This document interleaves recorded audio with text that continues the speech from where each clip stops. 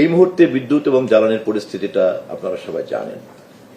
সারা পৃথিবী হরমুজ প্রণালী দিয়ে যে জ্বালানি সরবরাহ হয় তার প্রভাবের প্রতিক্রিয়ার মধ্যে বাস করছে, বিশেষ করে আমাদের এই অঞ্চল। এবং সেই কারণে আমাদের মতো দেশ যা জ্বালানি আমদানি নির্ভর একটা বিদ্যুৎ জ্বালানি নীতির উপরে দাঁড়াতে বাধ্য হয়েছি আমরা। বিগত সরকারের আমলে আমাদের এখানকার গ্যাস উত্তোলনের কোনো পদক্ষেপই নেওয়া হয়নি, বরঞ্চ পুরো জ্বালানি ব্যবস্থাটাকে এবং পুরো বিদ্যুৎ উৎপাদন ব্যবস্থাটাকেই আমদানি নির্ভর করে রাখা হয়েছে। যদিও আমাদের বৈদেশিক মুদ্রার অর্জন উপার্জন খুবই কম, আপনারা সকলেই সচেতন, আপনারা জানেন, জাতিও জানে। কিন্তু উত্তরাধিকার ভাবেই জনগণের ভোটে নির্বাচিত হয়ে আমরা এই ধরনের একটা সংকটকে দায়িত্ব নিয়েছি।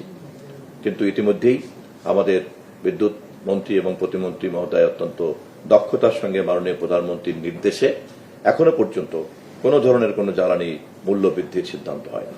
এমনকি পার্শ্ববর্তী রাষ্ট্রে জ্বালানির যে মূল্য আছে তার সঙ্গেও আমাদের মূল্যের বেশ ব্যবধান আছে।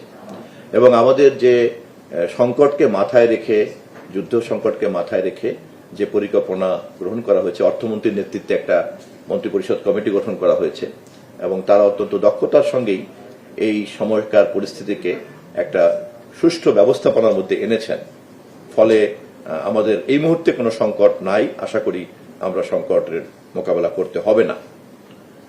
কিন্তু গণমাধ্যমের বিভিন্ন রকম সংবাদ যেহেতু ছড়িয়ে পড়ে, বিশেষ করে সোশ্যাল মিডিয়াতে, সে কারণে একটা প্যানিক বাইং শুরু হয়েছে।